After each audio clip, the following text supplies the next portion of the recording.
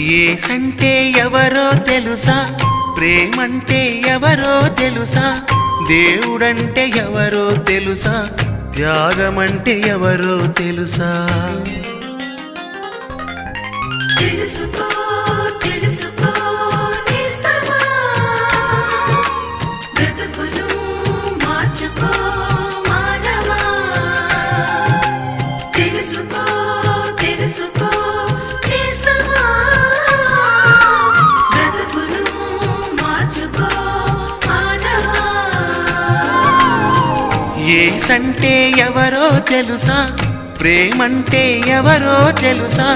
దేవుడంటే ఎవరో తెలుసా? త్యాగమంటే ఎవరో తెలుసా?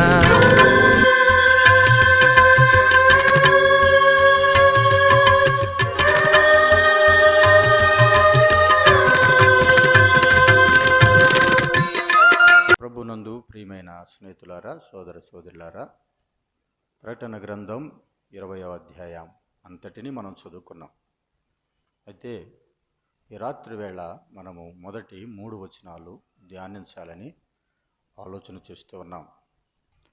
మొదటి 3 వచనాల్లో మరి సాతాను 1000 సంవత్సరాలు బంధించబడటాన్ని మనం చూస్తాం. 1000 ఏండ్లు సాతానుకు మరి అగాధములో బంధించబడటాన్ని మనం జ్ఞాపకం చేసుకుంటున్నాం పిల్లారా.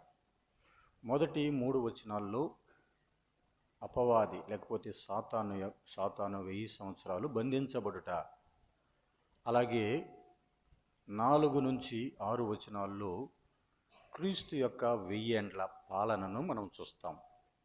అలాగే 7 నుంచి 9 వచనాల్లో గోగు మాగోగు యుద్ధాన్ని మనం చూస్తాం.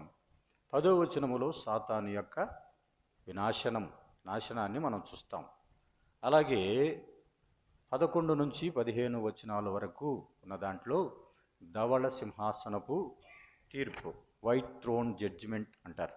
ధవళ సింహాసనపు తీర్పు అనగా ఈ తీర్పు ఆఖరి తీర్పు. ఈ తీర్పు తర్వాత ప్రపంచములో ఉన్నవారు ఎవరు కూడా మరి నరకమా పరలోకమా అనేది తేల్చేటువంటి తీర్పు అది. అనగా సాతానుతో సహా దానిలో నరకములో పడవేయటానికి అది ఆఖరి తీర్పుగా మనం చూస్తూ ఉన్నాం ప్రియులారా. అయితే మనం చదువుకున్న ఈ లేఖన భాగంలో మొదటిగా సాతాను 1000 ఏండ్లు బంధించబడుట అనే మాట మనం చూసాం. పెద్ద సంఖ్యళ్ళు అనే మాట మొదటి వచనంలో రాయబడి ఉన్నది. పెద్ద సంఖ్యళ్ళు అనగా మరి అపవాదిని బంధించటానికి అవసరమైన సంఖ్యలను గురించి అక్కడ అలంకార భాషలో చెప్తూ ఉన్నాడు. అంటే పెద్ద సంఖ్యళ్ళు ఎవరి కొరకు అంటే సాతానును బంధించటానికి ఈ సంఖ్యళ్ళు ఏర్పాటు చేయబడ్డాయి. పిల్లారా, ఈ సాతానును బంధించటానికి సంఖ్యళ్ళు తీసుకొని మరి ఒక దూత వచ్చినట్లుగా మనం చూస్తున్నాం. ఎక్కడ నుంచి అంటే పరలోకము నుండి ఒక దూత వచ్చింది. మరి ఎక్కడికి వచ్చిందంటే అగాధము దగ్గరికి వచ్చింది అనే మాట మనం చూస్తున్నాం. అంటే పాతాళములో ఉన్నటువంటి అగాధము దగ్గరికి వచ్చింది. మనందరికీ తెలుసు, ప్రకటన గ్రంథం 1వ అధ్యాయం 18వ వచనములో ఆయన పాతాళము యొక్కయు పరలోకము యొక్కయు పాతాళము యొక్క తాళపు చెవులు నా దగ్గర ఉన్నాయి అన్నాడు. అనగా క్రీస్తు ప్రభు వారి దగ్గర పాతాళము యొక్క తాళపు చెవులు ఉన్నాయి. కాబట్టి ఇప్పుడు ఆ తాళపు చెవులను పాతాళము తెరచి మరి ఒక దూతకు అప్పగించినట్లుగా మనం చూస్తున్నాం. అంటే ఆ పాతాళం యొక్క తాళపు చెవులు తీస్తే మరి ఆ తాళపు చెవులు తీసి ఆ తాళపు చెవులు తీసిన తర్వాత పాతాళములో మరి అపవాదిని ఏం చేయబోతున్నాడు? బంధించబోతున్నాడు అనే మాట మనం చూస్తున్నాం ప్రియులారా. నిజానికి ఈ పాతాళం ఎక్కడ ఉన్నది అనేది చాలామందికి ప్రశ్నగానే ఉన్నది ప్రియులారా. మనందరికీ 3 లోకాలు తెలుసు. పైన ఉన్నది పరలోకము, మనం ఉంటున్నది భూలోకము, తర్వాత 3వది పాతాళ లోకము అనే మాట మనం చూస్తున్నాం. ఈ 3 లోకాలు, పరలోకము అనగానే పరలోకములో ఎవరుంటారు? దేవుడు ఉంటాడు, దేవదూతలు ఉంటారు, 4 జీవులు ఉంటారు, 24 పెద్దలు ఉంటారు, కోటానుకోట్ల దూతలు ఉంటారు, శరాపులు ఉంటారు, కెరూబులు ఉంటారు, అనేక మంది ఆయన సైన్యం ఉంటారు. ఇది పరలోకములో దృశ్యాన్ని మనం జ్ఞాపకం చేసుకోవాలి. పరలోకములో దేవుని ఆరాధన జరుగుతూ ఉన్నది. పరలోకములో దేవుని స్తుతించేవారు ఉన్నారు, కెరూబులు కూడా ఉన్నాయి అని మనం జ్ఞాపకం చేసుకున్నట్లుగా కెరూబు జాతికి చెందినటువంటి ఇదిగో లూసిఫర్ అనేటువంటి దేవదూత అతడు కెరూబు జాతికి చెందినవాడు. ఈ కెరూబు జాతికి చెందినటువంటి లూసిఫర్ దేవుణ్ణి ఆరాధించేవాడు. ఆరాధనలో మరి ప్రాముఖ్యుడు, అనగా క్వైర్కి అంతటికీ లీడర్గా ఉండి పాటలన్నిటిని నడిపిస్తూ దేవుణ్ణి మైమరిపింపజేసేటువంటి శక్తి కలిగిన వాడు ఈ యొక్క కెరూబుగా ఉన్నటువంటి కెరూబు జాతికి చెందినటువంటి లూసిఫర్ని మనం చూస్తున్నాం పిల్లారా. ఎప్పుడైతే అతడు అతిశయించాడో అతడు ఏం చేయబడ్డాడంటే అతడు పరలోకము నుంచి కిందకు పడద్రోయబడినట్లుగా మనం చూస్తున్నాం పిల్లారా. అయితే రెండవది భూలోకం. భూలోకంలో ఎవరుంటారంటే మా దేవుడు మానవులు నివసించట కొరకు ఏర్పాటు చేసినటువంటి ప్రదేశమే ఈ భూలోకం. యెషయా గ్రంథం 45వ అధ్యాయంలో ఏమని రాయబడిందంటే నివాస యోగ్యముగా ఈ భూమిని ఆయన తయారు చేశాడు అనే మాట మనం చూస్తున్నాం. అంటే నివాస యోగ్యముగా తయారు చేసినటువంటి ఈ భూమి మరి ఎప్పుడైతే ఆ అపవాది లేకపోతే లూసిఫర్ ఈ భూమి మీదకి వచ్చాడో భూమి నాశనం అయిపోయింది. భూమి ఆకారం కోల్పోయింది. ఆకారము కలిగినది మరి నివాసయోగ్యమైనటువంటి ఈ భూమి ఏమి చేయబడిందంటే ఆకారాన్ని కోల్పోయింది. ఆ ఆకారాన్ని కోల్పోయి అక్కడ ఏమన్నా చదువుతున్నాము, నిరాకారముగాను శూన్యముగా ఉండెను అనే మాట మనం చదువుతున్నాం. ప్రియులారా, దేవుడు చేసిన మొదటి సృష్టిలో మరి ఎప్పుడైతే అపవాది మరి లూసిఫర్ భూమి మీదకి వచ్చాడో అప్పుడు ఈ భూమి నిరాకారంగా మారిపోయింది. తరువాత దేవుడు మరలా మరొక సృష్టిని చేసినట్లుగా మనం చూస్తున్నాం. అప్పుడు ఆ ఆకాశమును భూమిని మరి వేరుపరిచాడు అనే మాట మనం చదువుతున్నాం ప్రియులారా.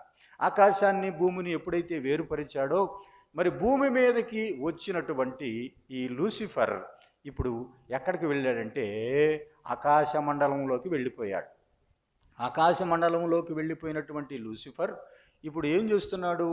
భూమి మీద మానవులను పాపం చేయటానికి ప్రోత్సహిస్తున్నాడు. ఎఫెసీ పత్రిక 6వ అధ్యాయంలో మాట మనం చదువుతాం. ఆకాశ మండలమందలి దురాత్మల సమూహం అనే మాట మనం చూస్తాం. ప్రియులారా, సాతానుతో పాటు అనగా లూసిఫర్తో పాటు లూసిఫర్ కిందకు వచ్చిన తర్వాత సాతానుగా మారాడు.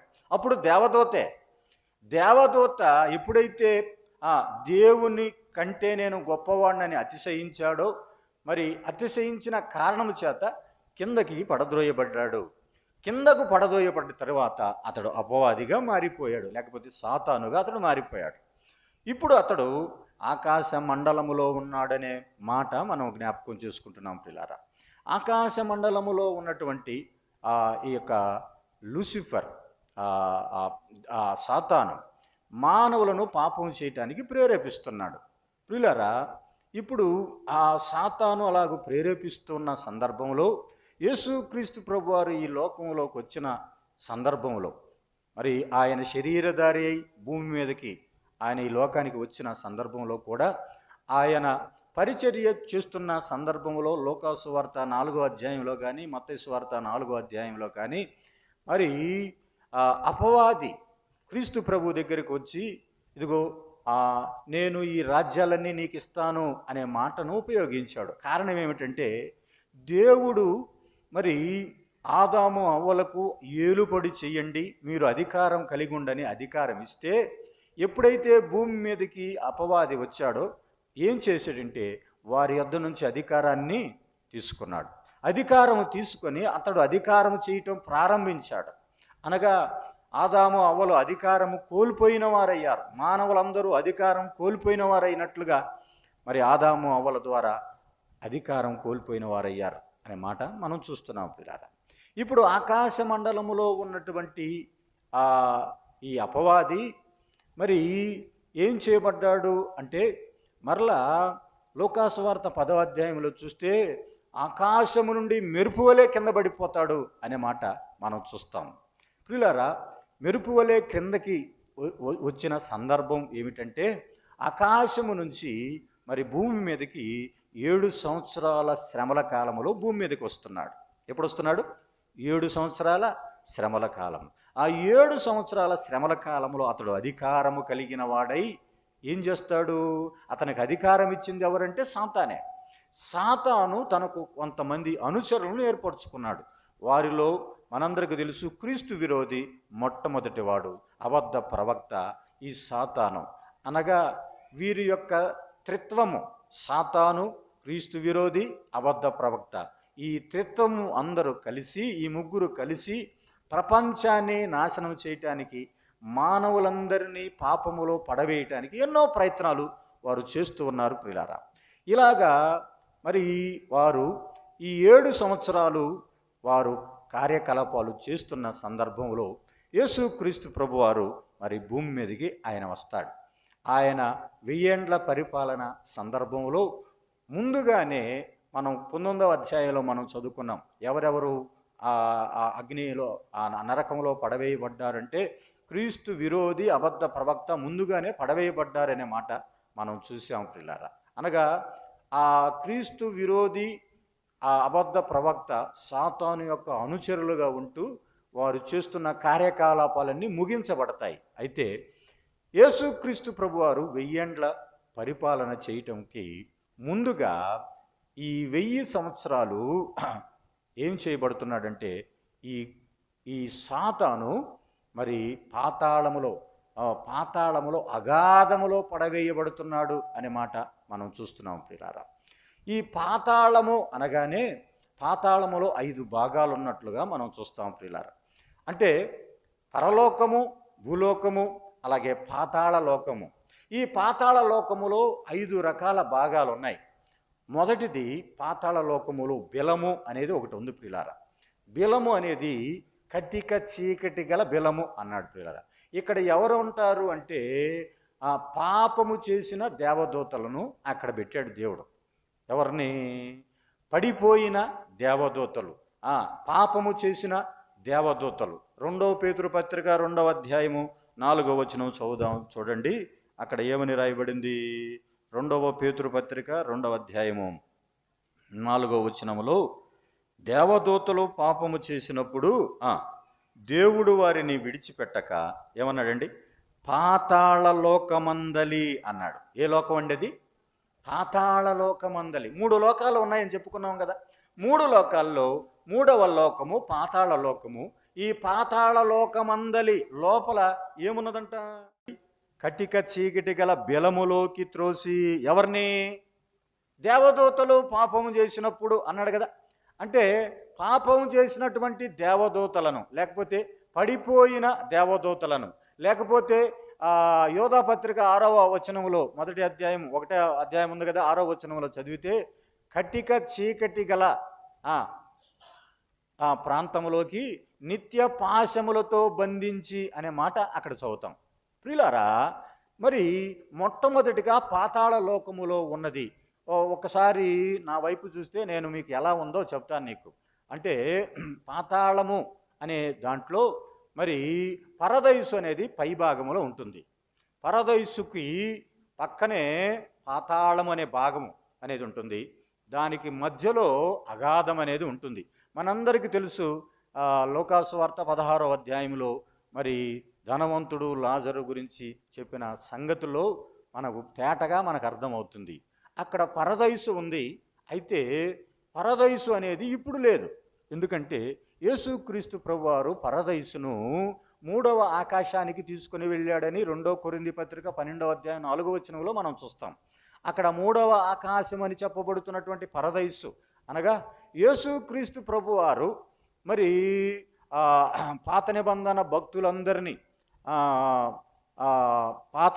భక్తులందరినీ మరి ఏం చేశాడంటే, ఆ బాప్తీసమిచ్చు యోహాను వరకు ఆయన ఏం చేశాడు? ఎఫెసీ పత్రిక 4వ అధ్యాయం 8వ వచనం 9వ వచనంలో మనం చదివితే చెరను చెరగా పట్టుకుని అన్నాడు. వారు చెరలో ఉన్నారు.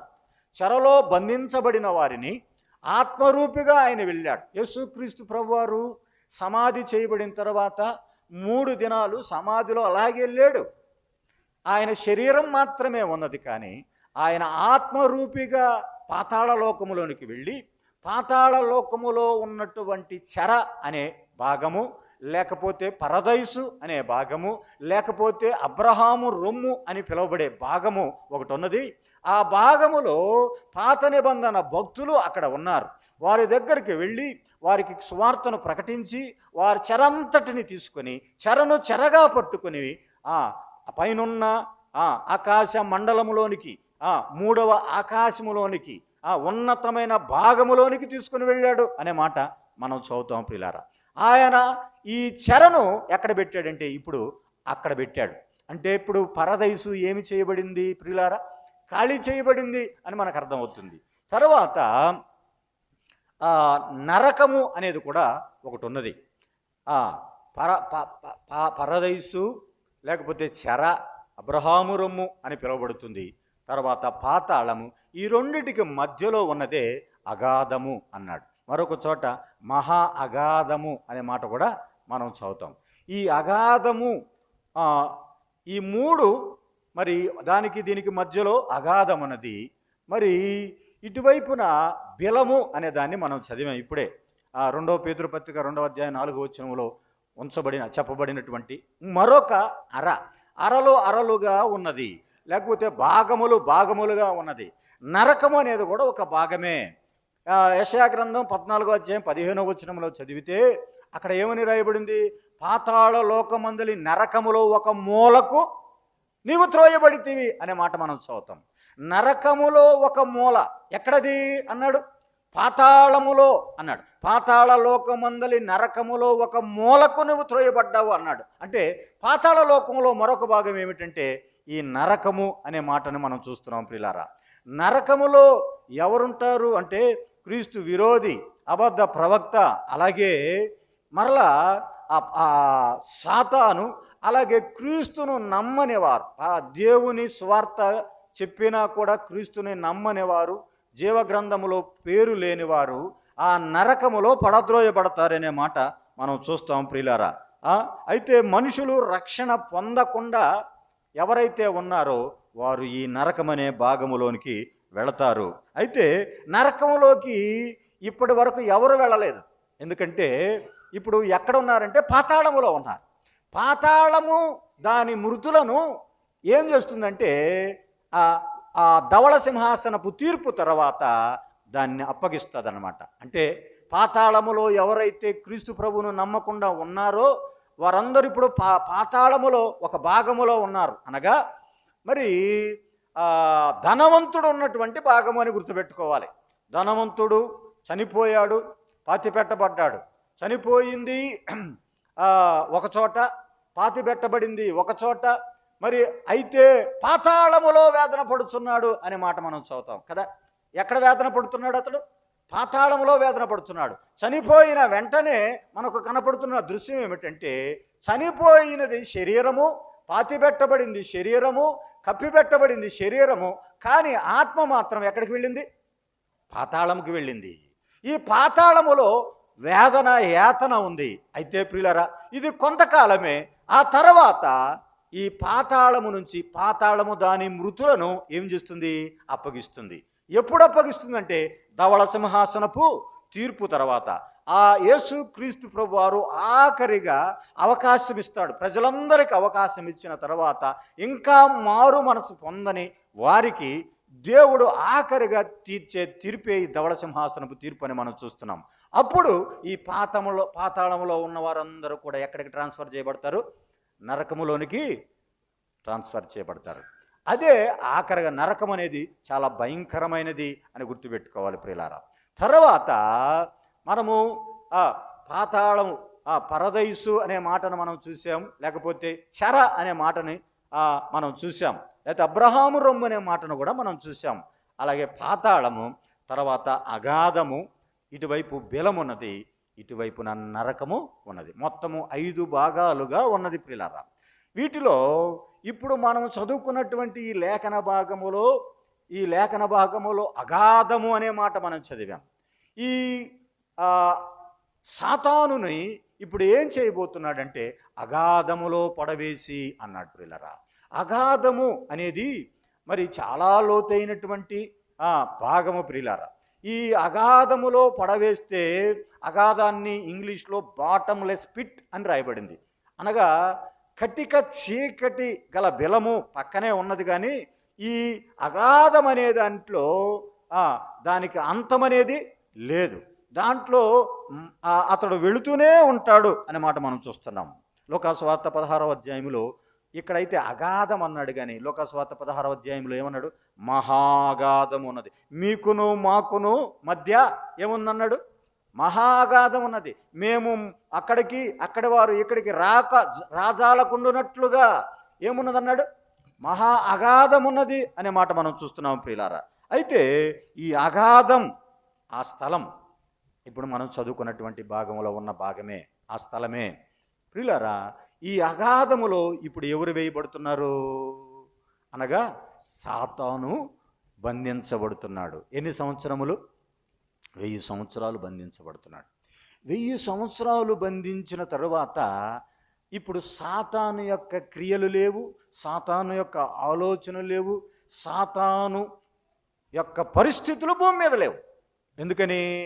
ఇప్పుడు ప్రభువు పరిపాలన చేయబోతున్నాడు. అనగా అపవాది క్రియలు ఏమాత్రము లేకుండగా దేవుడు భూమి మీద 1000 ఏండ్ల పాలన ఆయన చేయబోతున్నాడు ప్రియులారా. ఆ 1000 ఏండ్ల పాలనలో ఆయనే ప్రభువుగా ఉండి వారికి ఆ అధికారమును అప్పగిస్తాడు అనే మాటను మనం చూస్తున్నాం. ఇక్కడ మనం చదివితే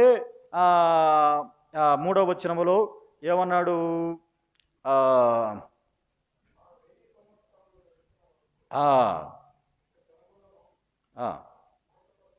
మోసపరచకుండానట్లు అగాధమును మూసి దానికి ఏం వేశాడంట? ముద్ర వేశాడు. దానికి ముద్ర అంటే సీల్ అంటాం కదా, దేవుడు ముద్ర వేసేసాడు.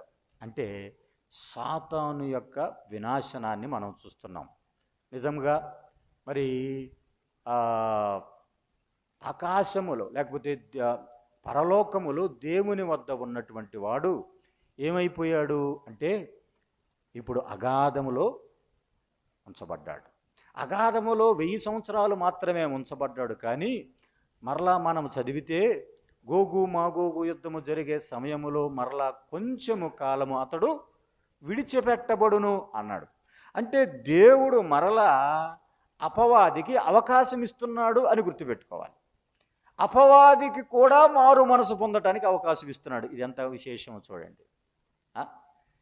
దేవుడు అవకాశం ఇచ్చి మార్పు చెందుతాడేమో అంటే ప్రజలను మోసం చేయటానికే ప్రయత్నం చేస్తున్నాడు, కానీ మార్పు చెందటానికి ఏమాత్రము ప్రయత్నం చేయడు ప్రియులారా. అయితే యెషయా గ్రంథం 14వ అధ్యాయంలో మనం చదివినట్లయితే ఏమన్నాడు అక్కడ? తేజో నక్షత్రమా, వేకువ చుక్క, ఆకాశము నుండి నీవెట్లు పడితివి అనే మాట మనం చూస్తున్నాం ప్రియులా. ఆకాశమును నువ్వెట్లు పడితివి, ఇదిగో భూమికి నువ్వు ఎట్లు నరకబడితివి అనే మాట మనం చూస్తున్నాం.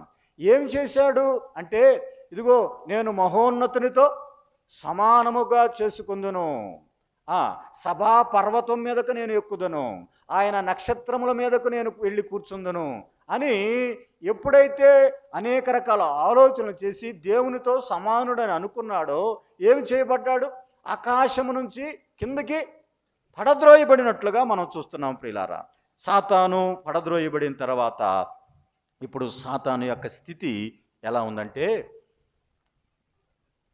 హర్మెగద్దోను యుద్ధము సందర్భంలో కూడా అతడు ప్రజలను మోసం చేయాలనే ప్రయత్నం చేస్తాడు. చివరికి అతని యొక్క నాశనాన్ని మనం చూస్తున్నాం. సాతాను యొక్క నాశనము. సాతాను మరి అగాధములో పడవేయబడిన తర్వాత భూమి మీద నెమ్మది ఉన్నది. ప్రియులారా, ఇప్పుడు అతడు ఉన్నది ఎక్కడంటే పాతాళములో అగాధము అనే ప్రాంతానికి అతడు వెళ్ళాడు. అగాధములో పడవేయబడిన తర్వాత అతన్ని ఏం చేశారంటే పాశములతో బంధించారు అనే మాట మనం చదువుతున్నాం. సాతానుని పాశములతో బంధించటం ఏమిటి అంటే, మరలా దేవదూతలు పాపము చేసిన వారిని కూడా ఏం చేశాడని రాయబడింది, నిత్య పాశములతో వారిని బంధించి అనే మాటను మనం ఎలాగ చదువుకున్నామో, సాతానును కూడా అదే రీతిగా బంధింపబడతాడు. ఇదిగో అతడు దురాత్మ గనుక దురాత్మ అయినటువంటి అపవాదిని బంధించి వేస్తాడు. ప్రియులారా, మరి పాతాళం ఎంత ఘోరమైనదో మనకు తెలుసు. పరమగీతంలో మనం చదివితే ఏమని రాయబడింది ప్రియులారా? పరమగీతము, ప్రేమ మరణమంతా బలమైనది, ఈర్ష్య పాతాళమంతా కఠోరమైనది అన్నాడు. పాతాళము కఠోరమైనది, పాతాళము అపరిమితముగా నోరు తెరుచుకొని ఉన్నది. దుష్టులను చెప్పండి, దేవుని మరచు జనులను ఏమైపోతారంటండి, పాతాళమునకు దిగిపోదురు అనే మాట మనం చూస్తున్నాం. పాతాళానికి దిగిపోతారు. పాతాళములో ఎవరుంటారు అంటే, పాతాళములో మరణం అనేది ఆ పాతాళమునకు వెళ్ళిన వారికి కాపలాగా ఉంటుందంట. ఎవరండి కాపలాగా ఉండేది? మరణము కాపలాగా ఉంటుంది. కీర్తన 49వ అధ్యాయములో మాట రాయబడింది ప్రియులారా. మరణము పాతాళములో ఉన్న వారికి కాపరి అయి ఉండెను అనే మాట మనం చూస్తున్నాం. అయితే ఈ పాతాళానికి రావాలని అనేకులను ప్రేరేపిస్తున్నవాడు ఎవరంటే అపవాది. మానవులందరినీ ప్రేరేపిస్తున్నాడు. పాతాళానికి దిగిపోతే మరలా తిరిగి ఎన్నడూ రాడన్నాడు. పాతాళానికి దిగిపోతే ఆ వ్యక్తి మరలా ఇంక ఎన్నడూ రాడు. పాతాళం అంత భయంకరమైనది. అంటే పాతాళానికి పోయినవాడు పాతాళం నుంచి నిత్య నాశనానికి, నిత్య నరకానికే వెళతాడు అని అర్థం. కాబట్టి పాతాళము వంటి భయంకరమైనటువంటి స్థలానికి మనము వెళ్ళకూడదు అని జ్ఞాపకం చేస్తున్నాడు. ఎందుకంటే ఎవరు వెళతారు? పాతాళము పాపము చేసిన వారిని పట్టుకొనును అన్నాడు కదా ఇక్కడ యోబు గ్రంథంలో. పాతాళం ఏం చేస్తుందంటండి? పాపము చేసిన వారిని పట్టుకుంటుంది. ఎవరు వెళతారు అంటే పాపము చేసిన వారే పాతాళానికి వెళతారు అన్నాడు ప్రియులారా. అయితే మరి ఇలాంటి పాతాళానికి ఇప్పుడు ఎవరు వెళ్ళారు? అపవాది వెళ్ళినట్లుగా మనం చూస్తున్నాం ప్రియులారా. ఈ 1000 సంవత్సరాలు ఏమి చేయబడతాడు? మొదటిగా ఏమి చేయబడతాడు? దేవునిపై తిరుగుబాటు చేసినటువంటి లూసిఫర్ ఇప్పుడు సాతానుగా మారిపోయాడు. అతనితో పాటు ఉన్న దూతలు కూడా మరి ఆకాశ మండలంలో ఉన్నట్లుగా మనం చూస్తున్నాం ప్రియులారా. ఇప్పుడు సాతాను యొక్క అధికారం తర్వాత ఏమైంది? సాతాను ఆదాము అవ్వల దగ్గర నుంచి, మానవుని దగ్గర నుంచి అధికారాన్ని పొందుకున్నాడు. అయితే ప్రియులారా, ఇప్పుడైతే ఆ అధికారం అంతా కోల్పోతాడు. దేవుడు 1000 సంవత్సరాలు ఎందుకు బంధించాడు? లేకపోతే 1000 సంవత్సరాలు బంధించినప్పుడు తన యొక్క ఉనికి, దేవుడు నిజమైన వాడు, దేవుడు సాతాను కంటే గొప్పవాడు, సాతానుని ఓడించినవాడు అని రుజువుపరచాలంటే సాతానుడు ఏం చేయబడాలి? బంధించబడాలి. సాతాను యొక్క వినాశనాన్ని మనం చూస్తున్నాం ప్రియులారా. అయితే సాతానుడు ఇప్పుడు తన యొక్క స్థితి ఎలా ఉన్నదంటే బంధించబడిన స్థితిలో ఉన్నాడు. ఆ బంధించబడిన ఆ సాతాను మరలా ఏం చేయబడతాడంటే గోగు మాగోగు యుద్ధమునకు మరలా విడిపించబడి, కొంతకాలం విడిచిపెట్టబడి లోకములో ఉన్న ప్రజలందరినీ పోగు చేస్తాడు. దుమ్ము ధూళిలాగా అనేక మందిని, ఇసుక రేణువుల్లాగా విస్తారమైన జనాన్ని పోగు చేసి తన వైపు తిప్పుకొని ప్రజలందరినీ మోసం చేసి, ఇదిగో నా ప్రజలు అని అనేక రకాల కోటాను కోట్ల ప్రజలను, అనగా 1000 ఏండ్ల పాలనలో ఉన్నవారిని కూడా మోసం చేయటానికి ప్రయత్నం చేస్తాడు. ఎవరో తెలుసా? సాతాను. ఇప్పుడు ఈ సాతాను మోసం చేసి ప్రజలందరినీ, లోకంలో కోటాను కోట్ల ప్రజలను మోసం చేసినప్పుడు ఆకాశం నుంచి అగ్ని వచ్చి వారందరినీ సంహరించి వేస్తుంది అనే మాట మనం చూస్తున్నాం ప్రియులారా. ఆ తర్వాత చివరగా జరిగేదే సాతాను యొక్క నాశనం. సాతాను ఇంకా ఇప్పటి వరకు 1000 ఏండ్ల పరిపాలనలో 1000 ఏండ్లు అగాధములో పడద్రోయబడ్డాడు. కానీ ఇప్పుడు ఆ సాతాను వారిని మోసపరిచినటువంటి అపవాది అన్నాడు ఎక్కడ చేయబడ్డాడు? నిత్యమైన అగ్నిలో వేయబడతారు. ఆ అగ్నిలో వేయబడిన తర్వాత అతని ఉనికి అనేది ఇక లేదు అని మనం గుర్తుపెట్టుకోవాలి ప్రియులారా. సాతాను కంటే ముందుగా పడవేయబడిన వారెవరు? అబద్ధ ప్రవక్త, క్రీస్తు విరోధి. వీరిద్దరూ పడద్రోయబడ్డారు. వీరిద్దరు పడద్రోయబడిన తర్వాత ఇప్పుడు ఏమన్నాడు?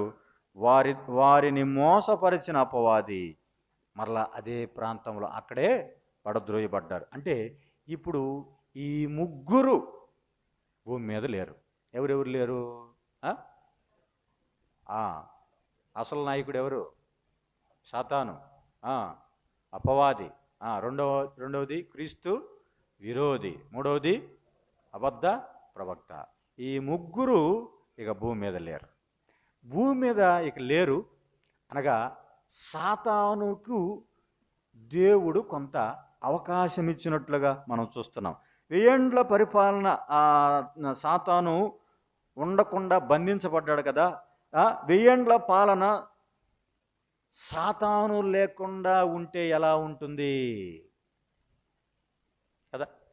సాతాను ఉంటే ఎలా ఉంటుంది, సాతాను లేకుండా ఉంటే ఎలా ఉంటుంది అని మనం ఆలోచన చేసినట్లయితే, ఇప్పటి వరకు ఉన్న పాలన సాతాను ఉన్న పాలన.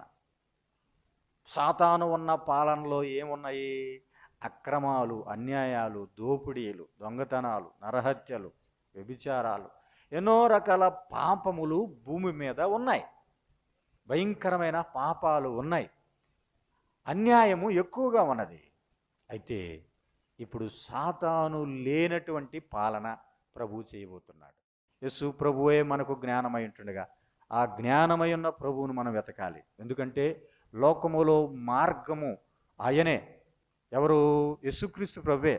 నా ద్వారా తప్ప ఎవడు తండ్రి యొద్దకు రాలేడు అన్నాడు. కాబట్టి మార్గము అయినటువంటి యేసు ప్రభువును మాత్రమే మనం అనుసరించాలి. ఆయనే మనల్ని తీసుకెళ్తాడు. ఆయన్నే మనం పట్టుకోవాలి. మనం నది దాటాలంటే కొన్నిసార్లు ఏం చేస్తాము? బ్రిడ్జి లేకపోతే ఎవరో ఒకళ్ళని పట్టుకొని, ఈత వచ్చిన వాళ్ళని పట్టుకొని మనం పోతాం. అవతలకి ఎలాగలగా దాటుతాం. దాటాలనేటువంటి ఆలోచన మనకు ఉండాలి. నేను రాలేను, నేను దాటలేను, ఇది కష్టంగా ఉంది అని అంటే మనం దాటలేం. కాబట్టి మార్గము చూపేవాడు ఉన్నాడు, దాటించేవాడు ఉన్నాడు. ఏమన్నాడు ఆయన? చీకటిలో నుండి ఆశ్చర్యకరమైన వెలుగులోనికి దాటిస్తాడు. ఆయన వెలుగులోనికి దాటిస్తాడు. మరణములో నుంచి జీవములోనికి నిన్ను దాటిస్తాడు. జీవం అంటే పరలోకమే. ఆ పరలోకాన్ని దేవుడిస్తాడు. కాబట్టి పరలోకము అనేది ఇంత శ్రేష్టమైన దాన్ని మనం పోగొట్టుకోవద్దు. ఇలాంటి శ్రేష్టమైన పరలోకాన్ని పోగొట్టుకుంటే మనకు మిగిలేది పాతాళమే. పిల్లారా, దాన్ని తప్పించుకునే మార్గాన్ని బైబిల్ సెలవిస్తూ ఉంది. ప్రార్థన చేసుకుందాం.